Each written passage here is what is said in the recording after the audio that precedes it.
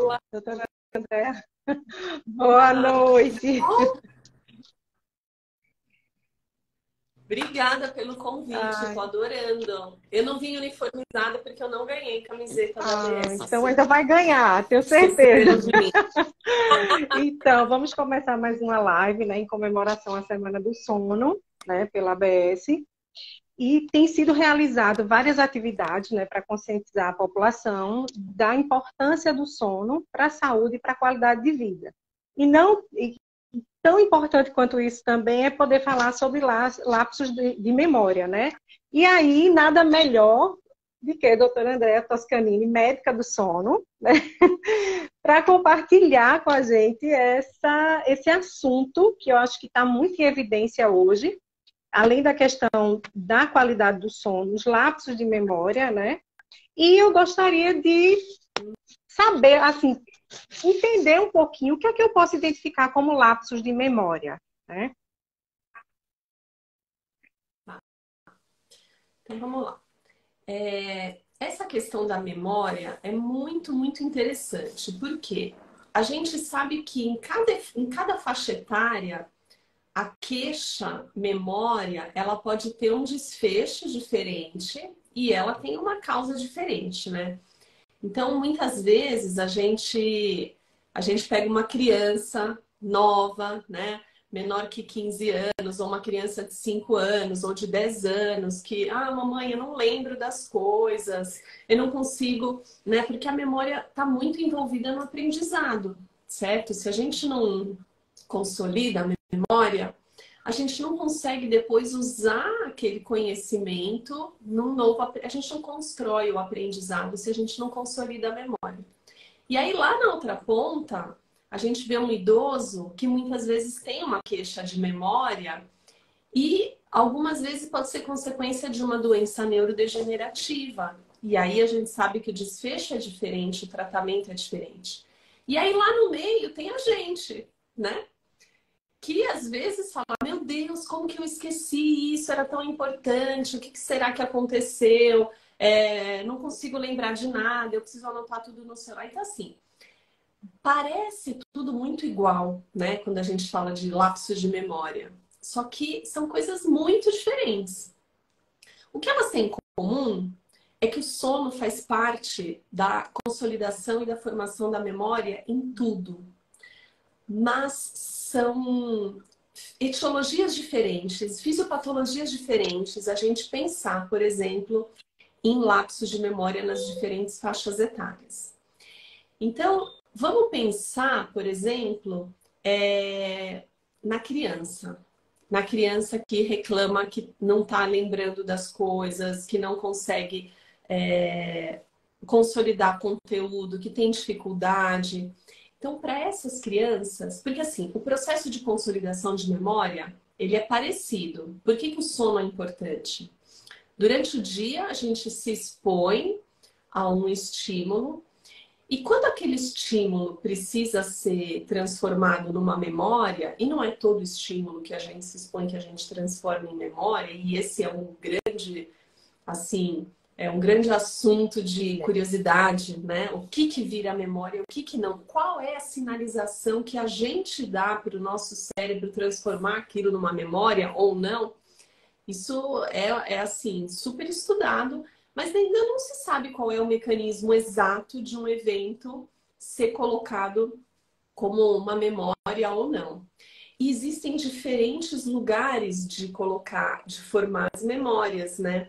Então, tem memórias que já são consolidadas num lugar onde a gente sabe que aquela vai ser uma memória de longa duração, tem memórias que são memórias mais rápidas, mas enfim, o que acontece? A gente se expõe durante o dia ao evento. Naquele momento que a gente está se expondo ao evento, tem células, neurônios específicos de uma região no nosso cérebro que chama hipocampo, que eles começam a formar um grupo que vai se dedicar a essa memória. E aí eles trabalham, eles ficam muito agitados naquele momento, porque eles sabem que eles vão ser os responsáveis por cuidar daquela memória e consolidar aquela memória e fazer com que aquela memória depois possa ser acessada quando a gente precisa dela. Isso acontece durante o dia, na hora que eu estou me expondo ao evento memória. Por exemplo, na hora que eu estou lendo um artigo aqui sobre consolidação de memória. Então, naquela hora, a minha célula tá lá. Quando eu durmo, o primeiro sono, depois daquela ativação dessas células hipocampais, é o sono aonde? Numa fase específica, que é o não REM, aquelas células vão reativar o mesmo padrão que elas fizeram durante o dia, só que aquilo vai estar condensado. Então, se eu fiquei 4 horas me expondo àquela informação, naquele evento que eu preciso memorizar, sei lá, em 30 minutos elas vão repetir todo aquele processo. E essa repetição é o principal fator que vai ser o favorecedor da consolidação daquela memória. Então, esse é um processo que chama processo de 2 fatores. O primeiro fator é a exposição, com a ativação das células hipocampais específicas desses neurônios. E aí, o segundo fator é a reativação durante o primeiro sono. E daí vem aquele monte de teoria de estuda e dorme, estuda e dorme, estuda e dorme. Não é assim, né? Que a gente vê, às vezes, né? Esses dias a minha filha de 14 anos falou: ai mãe, eu vi no TikTok um rapaz que ele estuda e dorme, estuda e dorme, estuda e dorme. Posso fazer isso? Não. Não pode fazer isso, né? A gente precisa ter uma rotina de sono, todo mundo sabe, higiene de sono, tudo isso. Isso é bem, assim, entre os adolescentes, isso é bem estimulado e falado no TikTok. Então, assim, por que que eles não podem fazer isso? Né? Qual o risco ou malefício desse sono fragmentado? É assim, existe o conceito de sono polifásico? Existe. Por exemplo, o Amir Klink, que é um velejador, ele desenvolveu um sono polifásico porque ele não podia ficar longos períodos dormindo em mar aberto. Então, ele estabeleceu uma rotina onde ele fragmentou o sono dele em blocos e ele disciplinadamente repetia esses blocos ao longo dos dias. Então, ele criou uma rotina de sono polifásico.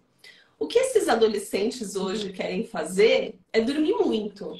Por que eles querem dormir muito? Porque na adolescência a gente tem a hipersônia fisiológica da adolescência. O que é a hipersônia fisiológica da adolescência? É uma fase da vida, que é a adolescência, onde a necessidade do sono é um pouco maior. Então, é normal que o adolescente precise dormir mais. E eles desenvolvem um atraso de fase do sono por conta da rotina. Eles têm que acordar muito cedo, ficam privados de sono, chegam em casa depois da escola, dormem muito, não tem amplitude de ritmo, não tem pressão de sono para iniciar o sono cedo, se expõem à rede social, luz azul, atrasa mais ainda. Então, eles têm uma rotina diferente. E eles não têm, quer dizer, não é que eles não têm rotina. Então, para um adolescente, a gente instaurar um sono polifásico é muito ruim. Eu posso sim pegar o adolescente que é disciplinado e posso colocar uma rotina do tipo, chega da escola, almoça e faça um cochilo. Por quê? Porque você privou o sono. Faz um cochilo, na verdade não é um cochilo, dorme 1 hora, que 1 hora já não é cochilo, mas dorme 1 hora para você conseguir sustentar a atenção para as suas atividades vespertinas. E é isso. Agora, estudar, dormir, estudar, dormir, estudar, dormir, não funciona. Por quê? Porque essa consolidação da memória que acontece no sono, ela precisa acontecer durante um sono completo. A gente tem vários ciclos no sono. E aí a gente tem não REM, REM, não REM, REM. Então essas células hipocampais, elas vão ao longo desses ciclos ficando reativas. Ou seja, várias vezes elas vão repetir aquele processo, aquele evento que eu me expus durante o dia e que eu estou formando uma memória. Então não adianta eu estudar um ponto da matéria, dormir meia hora, estudar um ponto, dormir meia hora. Eu preciso o bloco de sono para poder repetidamente, por repetição. A gente aprende muito por repetição. E essa coisa da consolidação na memória também é repetição. Então, assim, por repetição, de tanto que aquelas células repetiram aquela memória, eu acabo consolidando ela num lugar de acesso mais fácil ou mais difícil. Então, esse processo precisa de um bloco de sono de qualidade. E aí, quando eu falo bloco de sono de qualidade, vem algumas alterações no sono que acontecem mais prevalentemente em uma ou outra faixa etária, né? Então, por exemplo, crianças menores, eles têm muitos problemas respiratórios, né? As fonos estão cansadas de saber, não é?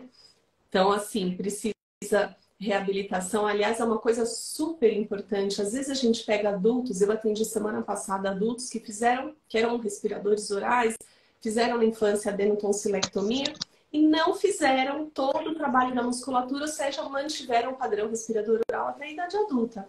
Então, assim, melhorou um pouco o influxo de ar? Melhorou, mas, né, de boca aberta. Então, a qualidade continua roncando. Então, assim, a qualidade do sono não é tão boa. E aí, quando a qualidade do sono não é tão boa, a gente não tem uma boa consolidação de memória também.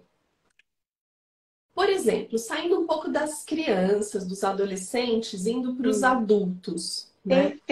Além da quando a gente de fala em sono. assim, adulto, acho que tem uma coisa importante quando falou na questão da reabilitação, né? Que faz a cirurgia e não reabilita.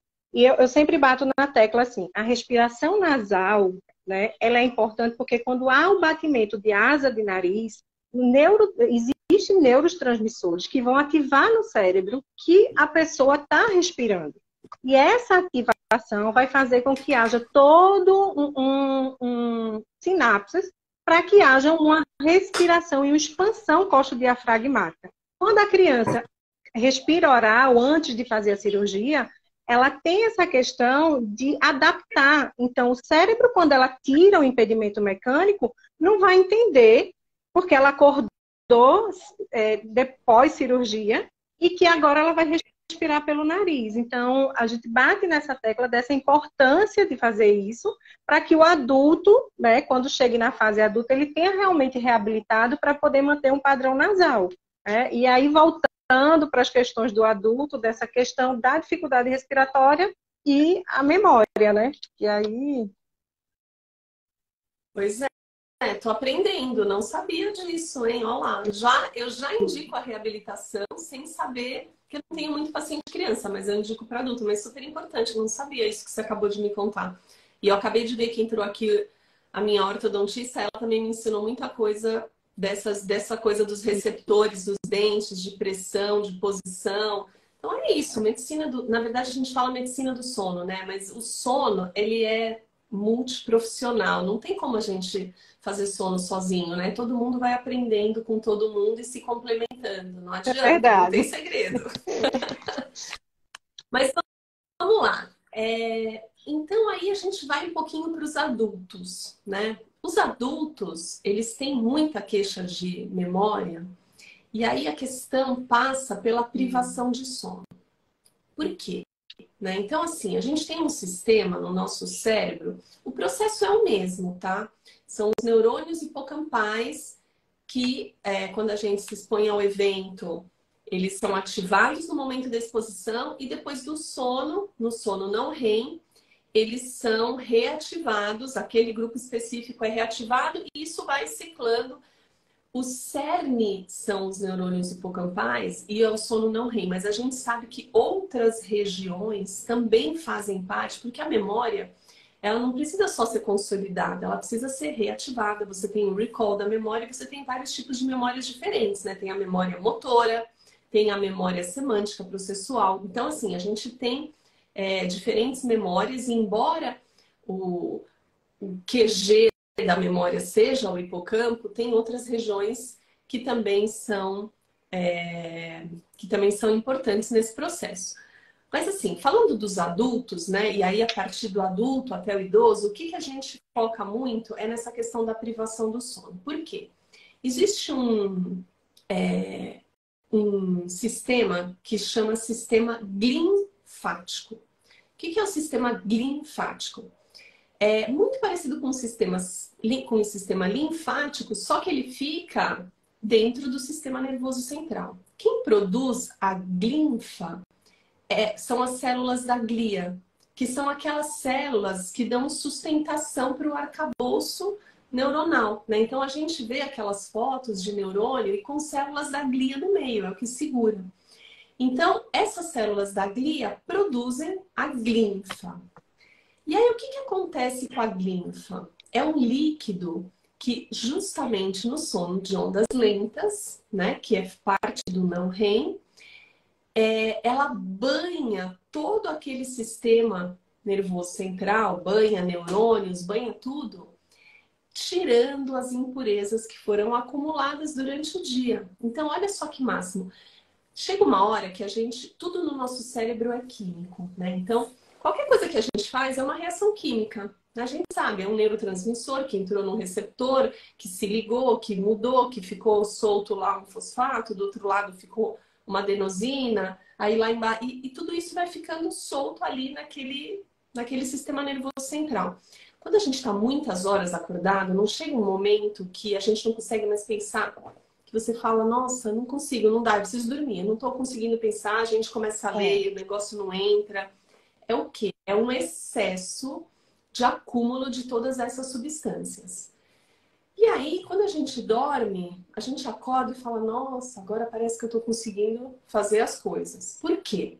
Porque realmente eu acumulei substâncias que ocuparam espaço, que ficaram atrapalhando a neurotransmissão central para o que eu precisava.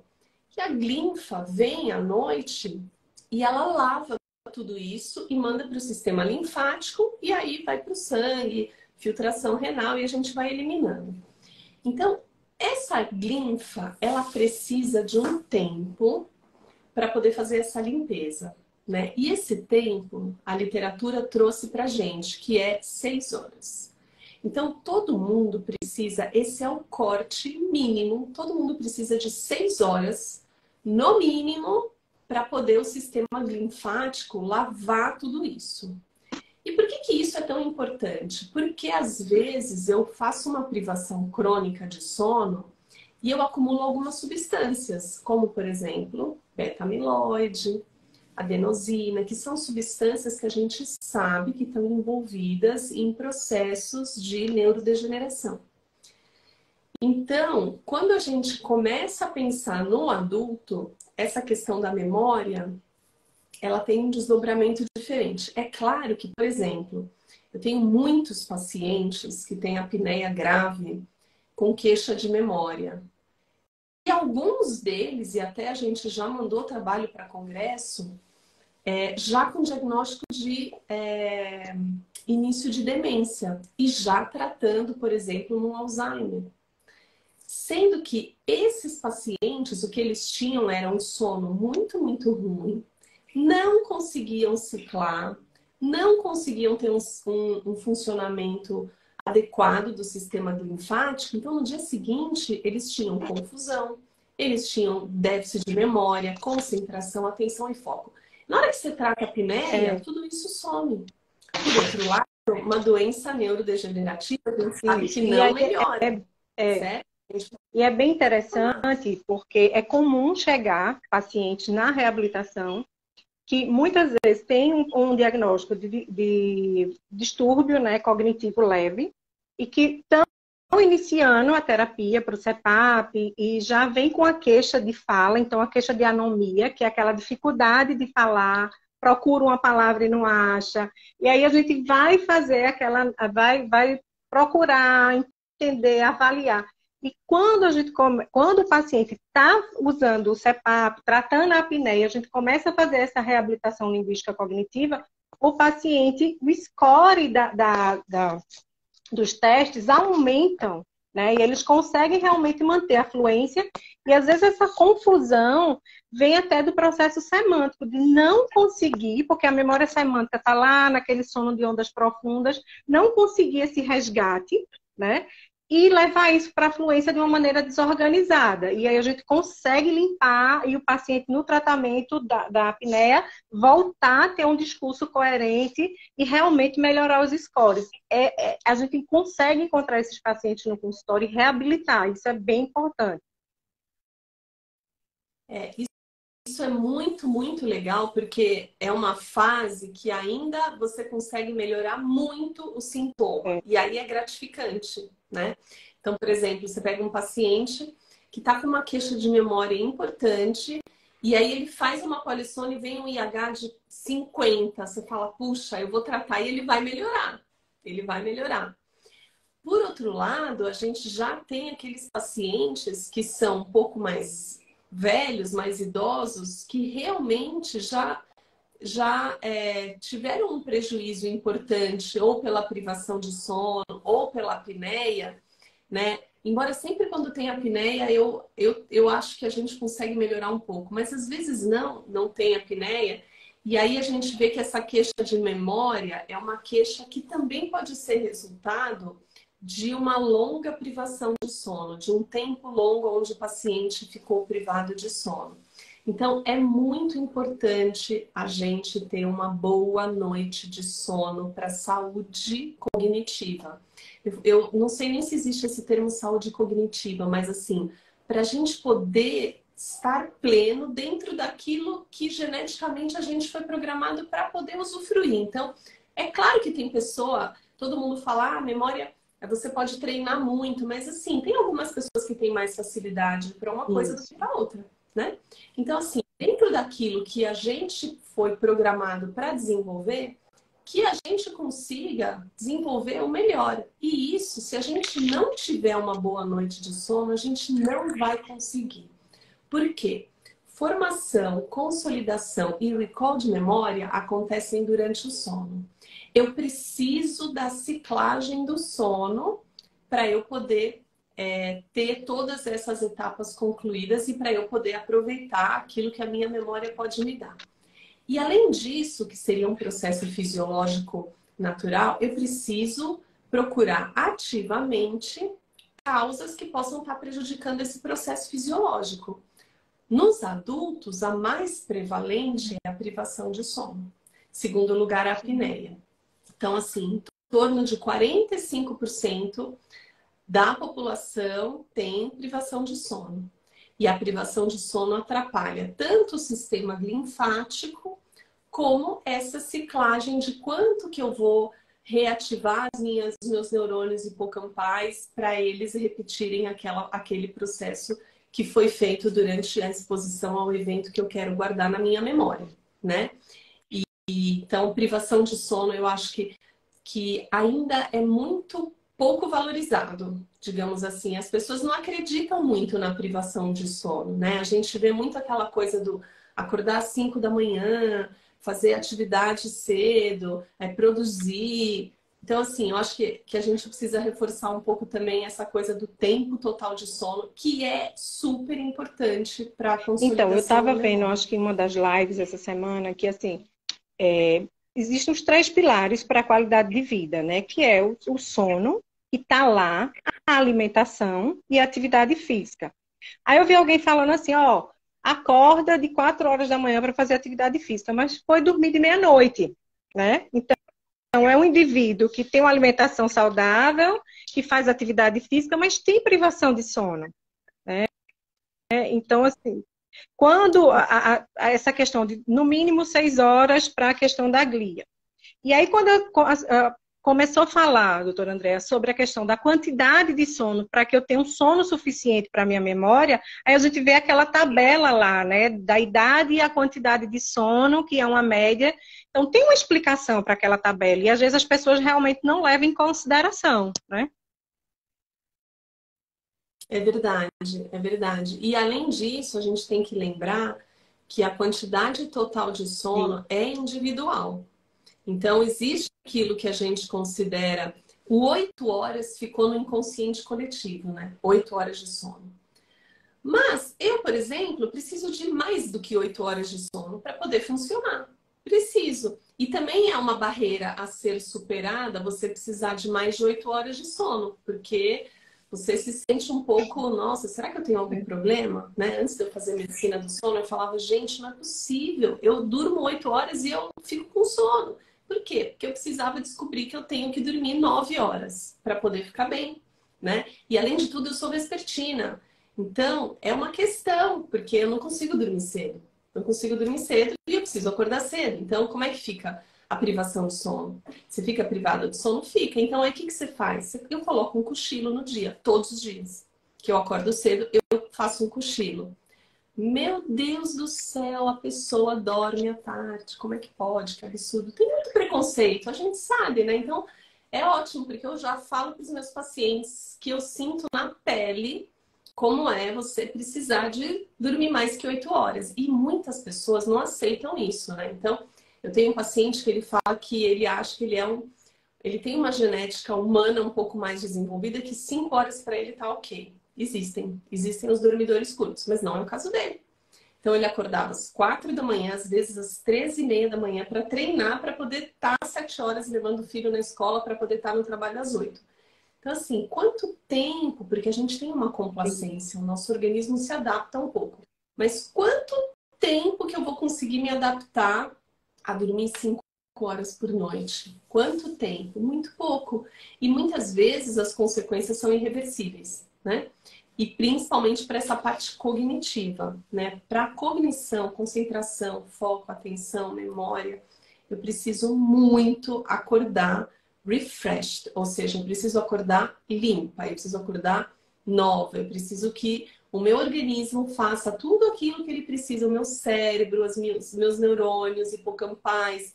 E aí a gente está falando só de uma parte que é essa parte da memória, mas a gente tem toda aquela coisa da estabilização do humor, que também acontece à noite, a A produção dos anticorpos, sistema saciedade imunológico, então também, assim, né? exato. E aí a privação de sono, além dessa coisa da saciedade, ele te traz também a necessidade de alimentos mais calóricos. É, Aí a gente vai entrar em é. outro mundo, né? A gente convida a doutora Graziella E para falar aí a aqui. gente, então assim, quando eu penso que, então eu posso dizer, né, que a má qualidade de sono a longo prazo vai levar a risco maior de distúrbios cognitivos, de processos demenciais. Eu posso falar isso. Privação crônica de sono, seja por, não vou nem falar privação crônica, vou falar má qualidade crônica de sono, seja por privação de sono, seja por uma doença de base, por exemplo, uma apneia ou um transtorno de movimento, que promova o encurtamento do tempo total de sono ou a fragmentação excessiva do sono, ou a hipóxia intermitente, que também é o que a apneia faz, eles aumentam a chance do paciente ter doenças neurodegenerativas. Isso a literatura já estabeleceu. Então, Não sou eu que estou as pessoas falando, não. precisam entender que dormir bem, né, vale a pena, e isso é um pilar a longo prazo para a qualidade de vida, já que estamos num país que o envelhecimento ele está acontecendo, né? E a longevidade faz parte de um processo aí mesmo populacional, né? E quando a gente pensa assim, tá, eu tenho que melhorar a minha qualidade de sono, mas tem uma coisa que está muito em evidência hoje em relação a lapso de memória, que são as queixas das pessoas que tiveram Covid, né? E uma população mais jovem. O que é que eu faço? O que é que eu posso dizer ou fazer nesses casos em que a gente não tem tanta... não, é uma coisa recente demais, mas é uma queixa frequente e uma preocupação, né? De médicos em si, do mundo, né? A longo prazo. É bem frequente mesmo essa queixa de memória pós-Covid. E não só de memória, de um rebaixamento cognitivo. Parece que a atenção diminui, o foco diminui, a concentração diminui.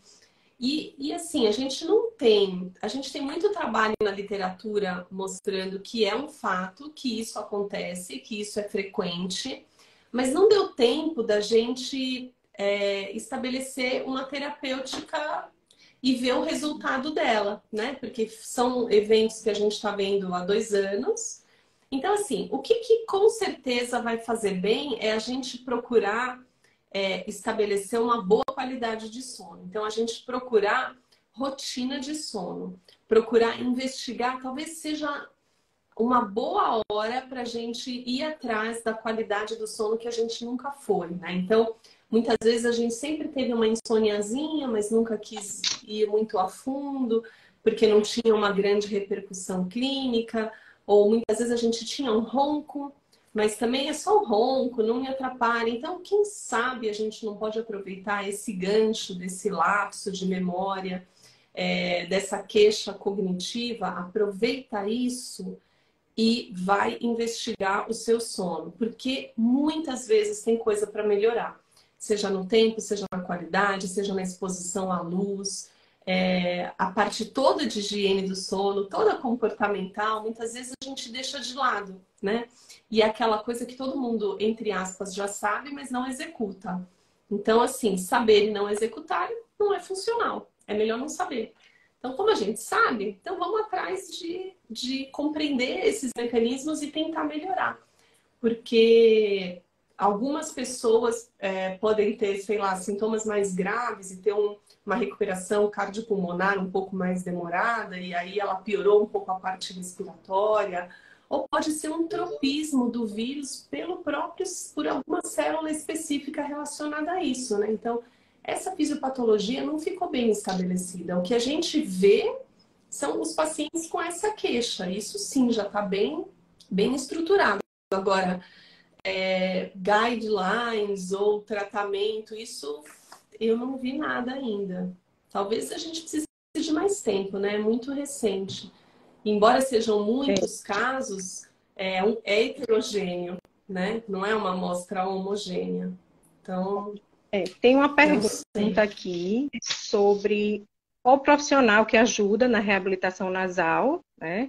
Então, no respirador oral, a fonoaudiologia, né, o fonoaudiólogo atua, restabelecendo esse padrão nasal, que é importante, como a gente já conversou, a longo prazo, porque o cérebro ele tem sua proteção. Então, uma vez que eu adapto uma função e consigo uma sobrevivência com ela, mesmo operando, esse nariz não vai ativar sem que eu haja um treino para ativação, para que o cérebro refaça esse circuito e tenha um padrão, né, fisiológico do processo respiratório. E aí ela pergunta qual a implicação, né, desse não cuidado a longo prazo. Isso, da reabilitação de você nasal. continuar um respirador oral, adulto, essa questão em relação à memória. A gente tem alguma... Olha, especificamente falando da memória, sabe? Essa semana eu atendi um paciente que é esse caso que a gente está contando aqui. Ele operou quando criança, fez uma adenotonsilectomia, não fez a reabilitação. E aí ele manteve não só o quadro de respirar, porque às vezes a gente pensa respirar pela boca, mas respirar pela boca implica numa alteração crâniofacial.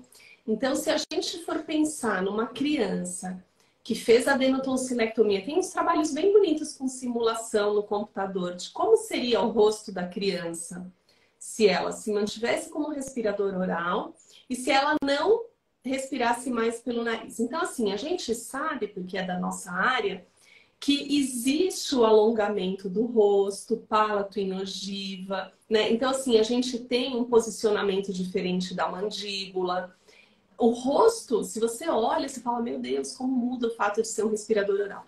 E toda essa dinâmica estrutural e anatômica, ela é importante mais para frente para os transtornos respiratórios do sono.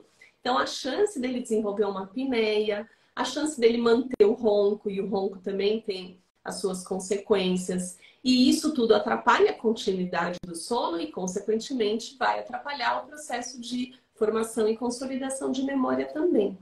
Então, eu acho que quando a gente indica uma cirurgia ou quando a gente tem que sempre pensar no pré e no pós, sabe?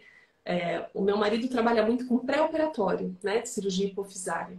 E ele sempre fala isso, e eu estou casada há 25 anos, então há muitos anos eu escuto essa importância do pré e pós-operatório, porque ele foi muitos anos médico de UTI. Então, assim, quando a gente fala numa cirurgia tão simples como, né, tirar a amígdala e a adenoide, o pré e pós-operatório são muito importantes. Em qualquer cirurgia, pré e pós-operatório são importantes.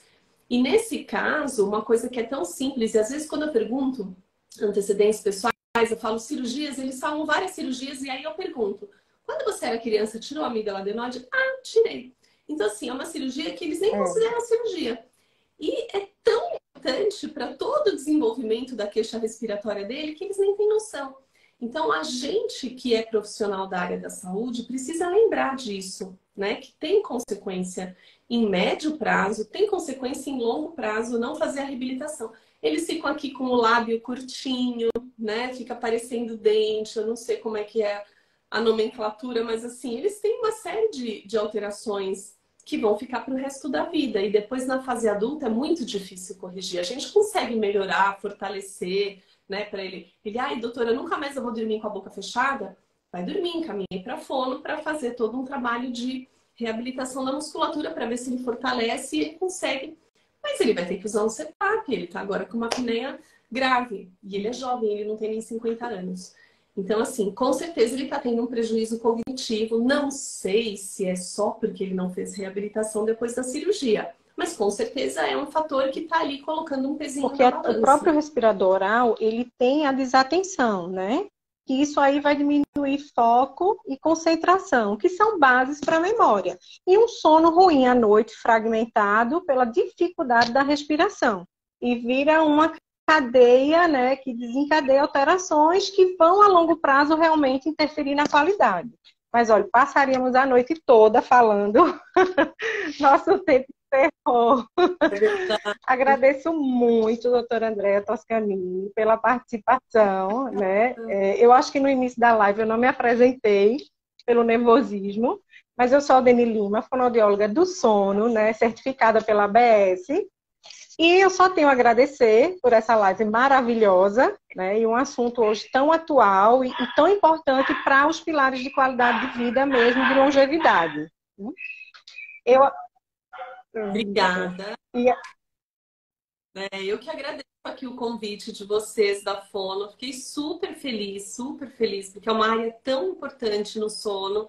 E eu acho que, como eu já falei, o sono, se a gente não souber trabalhar em equipe, a gente não consegue resolver a demanda do paciente sozinho. A gente precisa, né? Todo mundo precisa trabalhar junto, porque até uma coisa pequena como a insônia, sei lá, a gente sempre precisa de um psicólogo, de um nutri, de um físio, de um fono, de um médico, porque às vezes precisa medicar mesmo, né? Às vezes tem um diagnóstico. Então, eu acho que a gente precisa fazer isso mesmo, a gente precisa trabalhar muito Ótimo, em equipe. isso é importante, né?